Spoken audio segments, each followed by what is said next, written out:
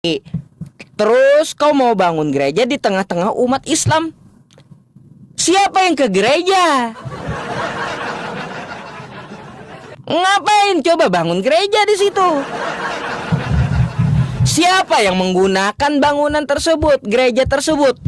Kalau di sekelilingnya Muslim. Bisa saya jawab?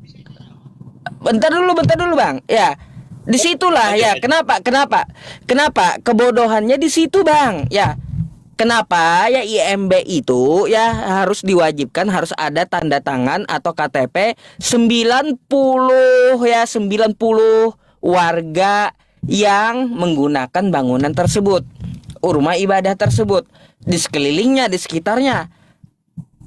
Artinya kan apa? Kalaunya di tengah mayoritas Muslim, kalau bangun masjid wajar gitu.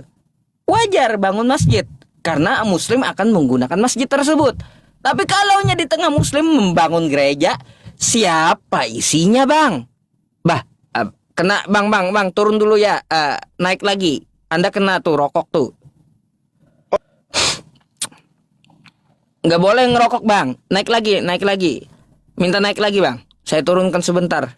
Itu Bang, ya, buat apa coba di tengah-tengah Muslim membangun gereja? Siapa yang pakai? Oke. Udah? Itu. Saya bisa. Dah. Ya. Saya on cam kalau gitu. Apa lagi? Saya buka on cam saya supaya real. Oke. Umat Kristen membangun gereja. 1, 2, 3 orang kamu mana berada, panggil namaku, situ aku berada. Nggak akan pernah ada membangun gereja itu gereja kosong. Kenapa? Dengan kepercayaan umat Kristen membangun gereja dimanapun umat Kristen tidak pernah minta-minta di jalan-jalan, tidak pernah membangun bersemar, karena mereka tidak pernah ada umat Kristen membangun gereja kosong. 1, 2 orang, 3 orang pun berkumpul di situ bangun gereja ada. Jadi maksud abang, apa maksud umat Kristen bangun gereja di situ mayoritas? Karena ada di situ ada di situ garam dunia, cahaya lilin yang menerangi, tanpa minta-minta Bang.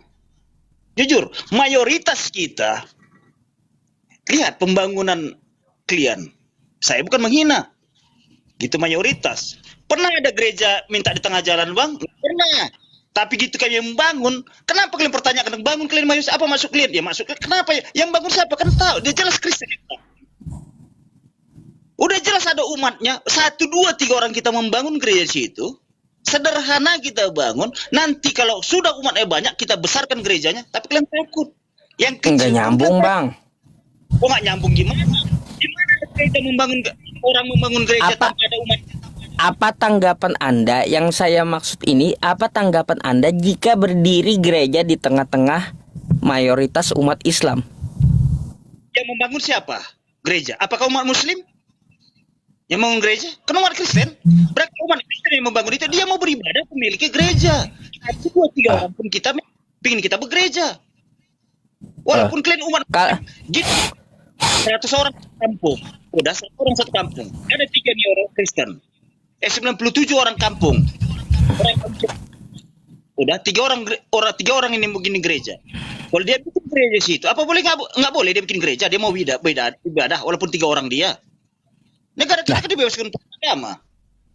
Ya, negara kan punya juga aturan 90 minimal yang menggunakan gereja. Kalau 2-3 ya jelas, 2-3-4 orang di kampung itu mau bangun gereja ya jelas nggak bisa. Mana jemaatnya? Sedangkan menurut aturan negara minimal 90 jemaat. Terus kau tanya sama Bang, kalau untuk musola sama masjid berapa orang yang harus di situ yang berada? Sama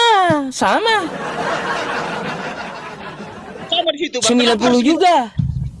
Udah ada 90 orang di situ Bang. Kenapa harus minta di jalan untuk bangun masjid? Setidaknya seminimal, bukan masalah minta atau enggaknya. Izin yang prosedur yang kita bahas ini masalah prosedurnya, bukan masalah mintanya, nggak nyambung. Kalau gini loh Bang, kalau kami Bang di rumah pun kami digeruduk. Udah, ingat Abang nggak berapa kali digeruduk kebaktian kita di rumah? Abang dengar enggak? Nggak dengar. Dengar nggak kebaktian di rumah? Di ruko. Waktu di Medan kita nggak dapat lapak, nggak sanggup kita beli lapak, kita sewa suatu mall itu Ramayana yang ada di Makassar, di demo banyak juga. Ya. Ya jadi gini Bang ya, jadi gini ya terkait untuk masalah yang Anda keluhkan itu ya kita lihat saja beberapa tahun belakangan ini ya selalu dari pihak Kristen yang menyalahi prosedur gitu, akhirnya digeruduk orang. Jadi sangat merasa terjolimi pihak Kristen ini ya, padahal izin-izinnya belum dibereskan gitu. Kayak tadi Anda tetap ngotot, kata Anda di tengah-tengah Muslim ada 2-3 orang di situ, orang Kristen. Tanah milik mereka, mereka mau bangun gereja. Sedangkan negara punya aturan. Aturan negara setidaknya 90 orang ya di sekitar gereja tersebut mempunyai KTP Kristen.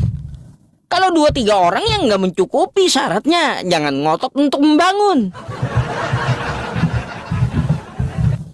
Kan gitu. Kristen. Negara punya aturan gitu. Iya. Terus untuk persetujuan sekitarnya berapa persen? Abang tahu nggak pernah dibubarkan hampir sekitar 200 lebih dari kakak ya. Kalau 200 kakak Sorry. berapa seorang? Sorry Bang, suara Anda Gara-gara putus-putus. Serius.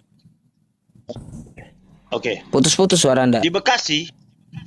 Oke, ini oke. Teks.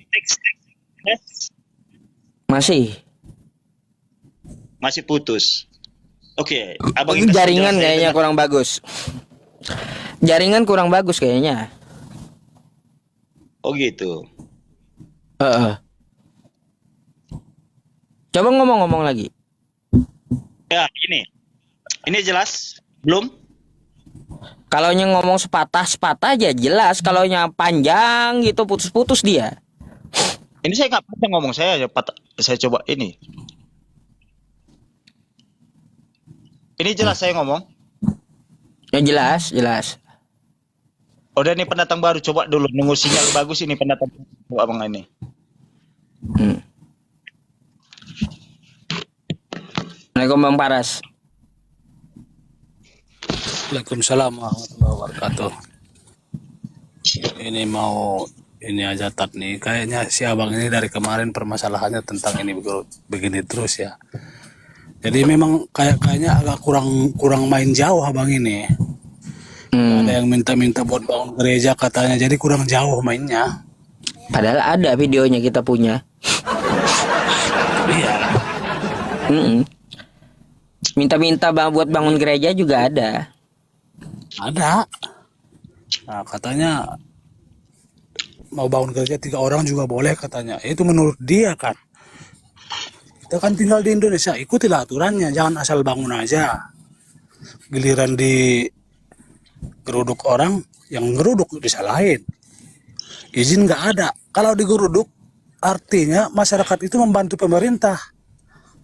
Sebenarnya, cuman ya dipandang negatif aja sama saudara-saudara kita yang Kristen ini. Kalaupun mereka melanggar aturan, itu melanggar aturannya nggak pernah dipandang. Tahu nggak Ini yang pesantren? kasihannya saudara-saudara kita ini. Tahu nggak pesantren yang baru roboh? Ada nggak INB-nya? Kenapa Ya. nggak ngerubah? Kenapa nggak ngerubah yang nggak ada INB-nya itu pesantren baru rubuh? Ya, makan permasalahannya di mana? Ada yang keberatan di situ? Wah, kok berarti kalian pilih oknum itu Bukan, Bang. Bukan tuntut pada itu jadi sebentar, Bang ya. Pada Ya, kenyataannya nggak ada yang keberatan di situ satu. Yang kedua, ini yang saya tahu ini pemerintah justru malah sedang melihatnya apa namanya ya. Jadi nggak dibiarkan begitu saja. Itu kemarin kan diituin. Jadi kalau memang ketahuan ya tetap diproses. Gitu. Cuman prosesnya gimana ya? Pemerintah pemerintah.